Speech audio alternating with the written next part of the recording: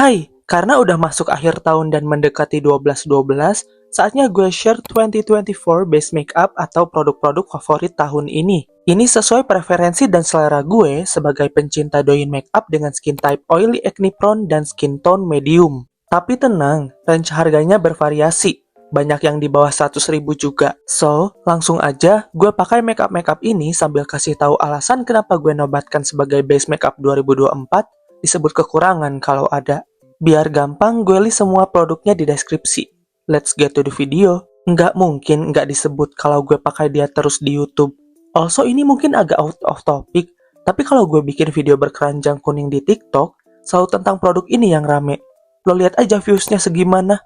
I don't know why, pada kepo cara nutup kantung mata gelap kali. Please Sania bayar atau sponsori gue.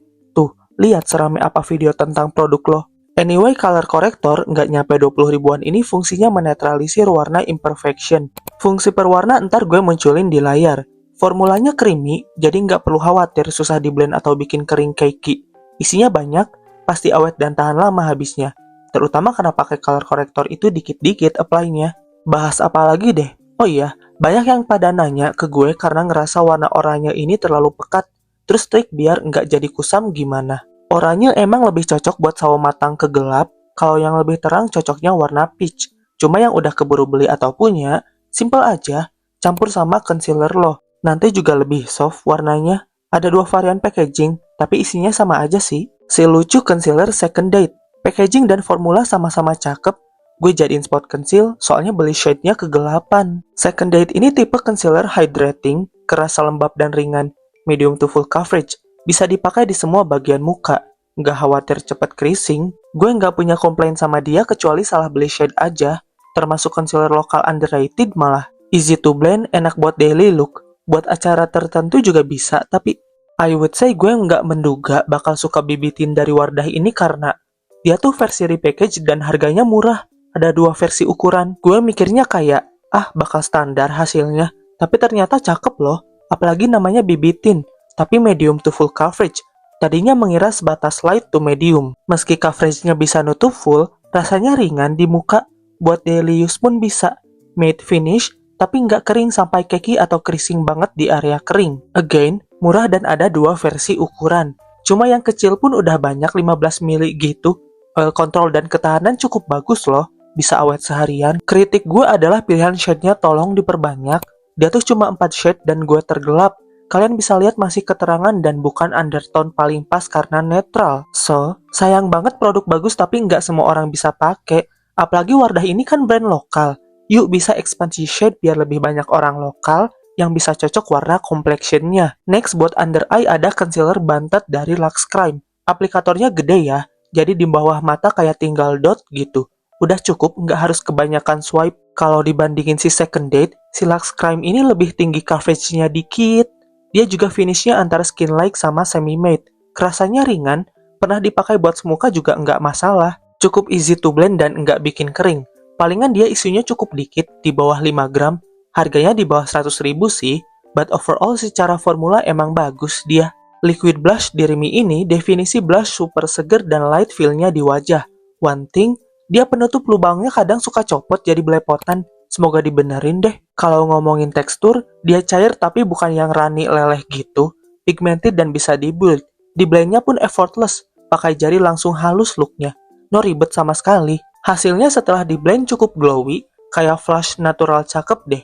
Menurut gue sama-sama cocok buat penyuka makeup minimalis atau lebih medok. Beralih ke alis, gue akhirnya menjatuhkan pilihan favorit pada brow pencil tipe kecil embulet punya Gote. Ramping banget kan? Brushnya nggak kasar. Si pensilnya pun keras dan nggak lembek. Warna yang dihasilkan cukup pigmented, gue ngisi dan memperpanjang alis doang, jadi dapat hasil yang dimau dengan brow pencil ini pun mudah. Cukup awet seharian pula, selama nggak lo sengaja usek-usek, tapi orang kurang kerjaan kali kalau begitu. Harganya pun affordable, 20 ribuan. Buat pemula ngalis kayak gue, it's pretty easy to use. Gue happy banget loose powder favorit tahun ini harganya di bawah 50 ribu. Ini dari Dazzle-Me yang versi Better Than Filter ya.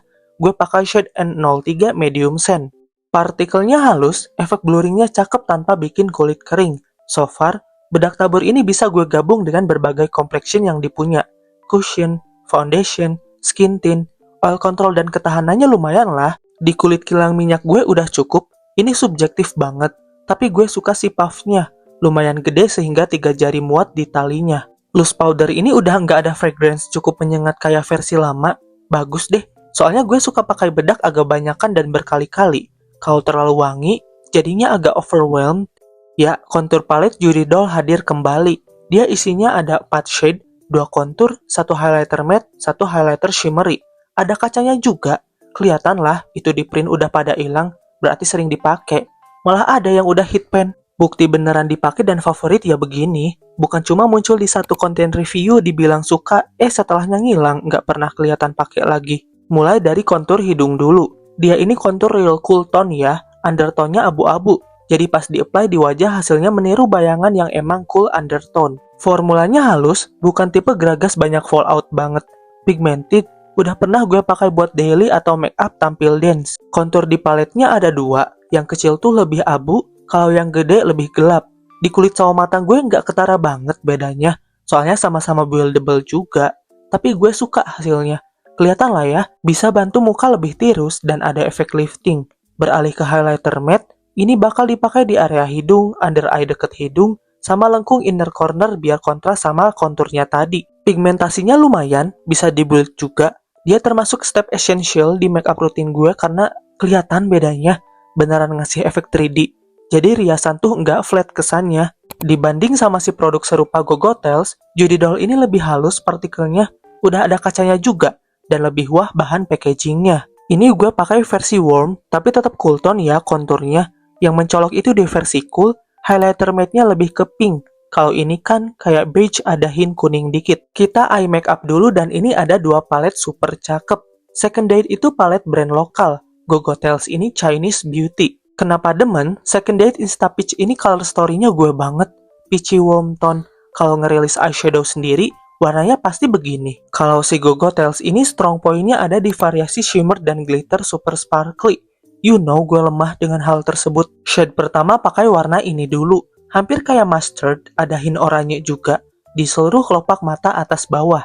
Formula matte Second Date ini lebih ke bateri, jadi fallout pun nggak gitu banyak. Bedanya apa dari powder biasa? Di blendnya mulus, so easy. Kelihatan halus dan blended di kelopak matanya. Real, ini tuh eyeshadow palette lokal terbagus yang gue coba so far. Buat pemula pun gue yakin gampang dipakainya. Lanjut campur 2 warna ini pakai brush lebih pipih dan kecil. Areanya menyempit mendekati lash line. Pas ditimpa dan di blend dengan warna berbeda tetap cakep ya. Nggak jadi muddy atau patchy. Langsung muncul juga opasitasnya, nggak PR banget ngebuild. Si Second Date pun formulanya cukup variatif. Selain matte, ada satin, shimmer, sampai glitter. Sama indahnya, gue munculin contoh swatch-nya. Pindah ke palet Play With Color Gogotels, ambil warna tergelap mereka untuk liner. Buat matte, tipikal si beauty yang lebih ke buildable pigmentnya. Jadi bukan tipe langsung double kelihatan. Masih bisa ditumpuk sampai pigmented kok. Hasilnya juga cukup soft, meski condong ke powdery dikit. Gue suka 2 palet ini karena rasio shade terang ke gelapnya bagus by the way. Jadi look yang dihasilkan cukup versatile, dan nggak perlu ngambil produk lain untuk melengkapi looknya.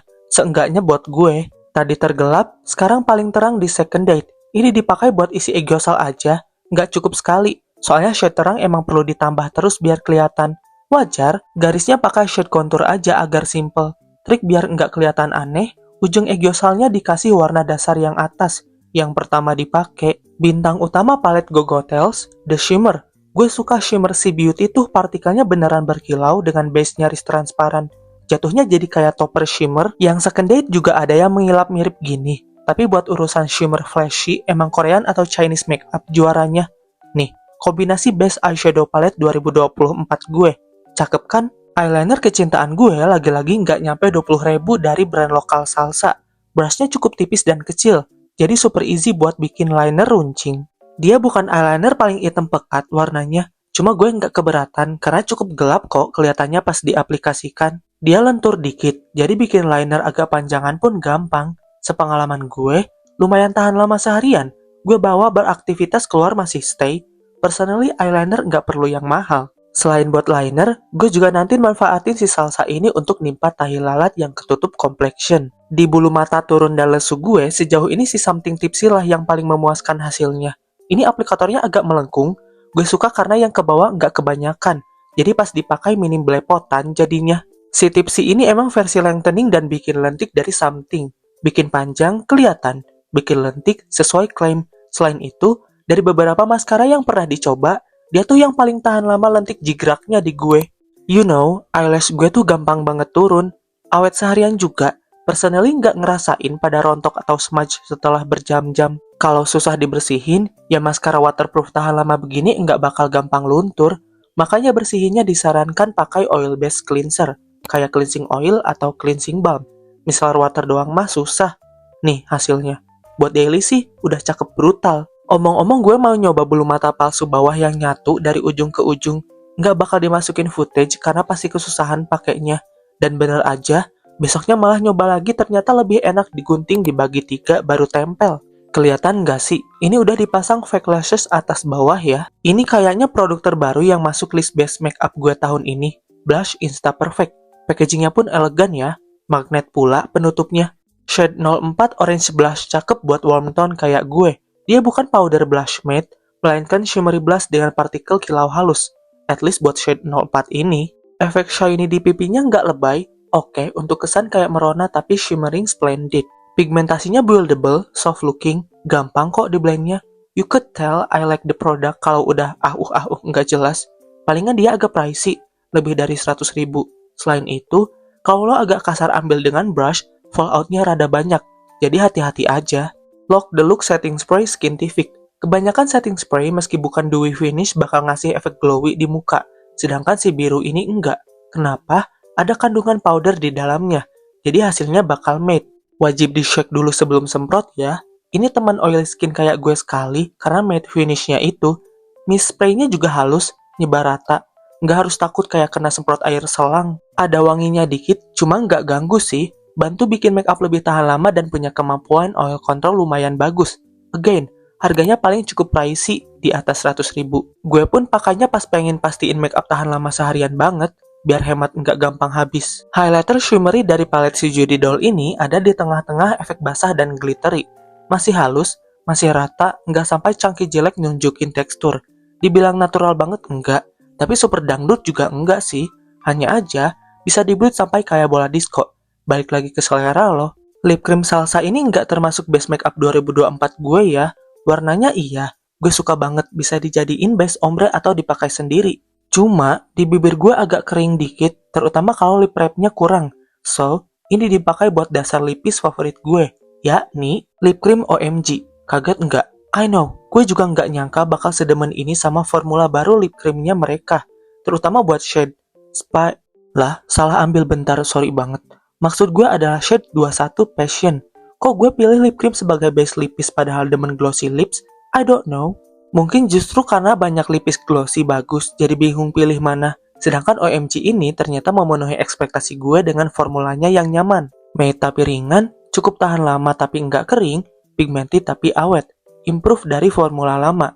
Kalau mau kepoin, versi yang baru ya, yang tutup merah. Ini cara ombre yang biasa gue lakuin by the way. Perhatiin videonya aja. Entar hasilnya jadi kayak 3D begini. Lucu bibir jadi lebih penuh looknya. Dibikin glossy nggak? Iya dong, ini lip gloss dari OMG juga. Sama-sama 20 ribuan doang. Yang gue suka dari lip gloss ini tuh dia ringan. Aplikatornya juga bisa spread the gloss dengan rata. Hasilnya nanti bakal glossy, plumpy, juicy lips. Ini bukan maksud ngebandingin, tapi emang ngebandingin. OMG ini nggak ganggu lipis di bawahnya. Nggak bakal kegeser gitu sepengalaman gue. Nah, punya juga lip gloss Pink Flash dan kadang dia suka bikin lip product di bawahnya kayak leleh, kegeser. Entah kenapa. Tuh, my lips look so good. Transfer proof atau enggak, ya enggak lah. Namanya aja lip gloss. And here's the final look. Menurut lo gimana? Gue sih demen. Ya, namanya aja my 2024 base makeup. Emang kombinasi produk favorit gue semuanya. Kalau lo gimana? Ada nggak nyoba makeup baru di 2024 dan ternyata suka banget? Coba deh sharing di komentar atau kasih tahu gue produk di video ini yang masuk wishlist kalian buat 12/12 nanti yang mana. As always, produknya gue list dengan nama, shade, dan link di deskripsi. Kalau kalian kepo dan pengen punya juga, bisa cek di sana ya. And that's the video for today. Kalau kalian punya permintaan topik makeup yang pengen gue bahas, komen aja di bawah. Jangan lupa tinggalkan jejak biar videonya dibaca algoritma dan bisa ditemukan lebih banyak orang. Cek juga TikTok dan Instagram gue di @tobinggar. Thank you so much for watching. See you next time. Dadah, bye.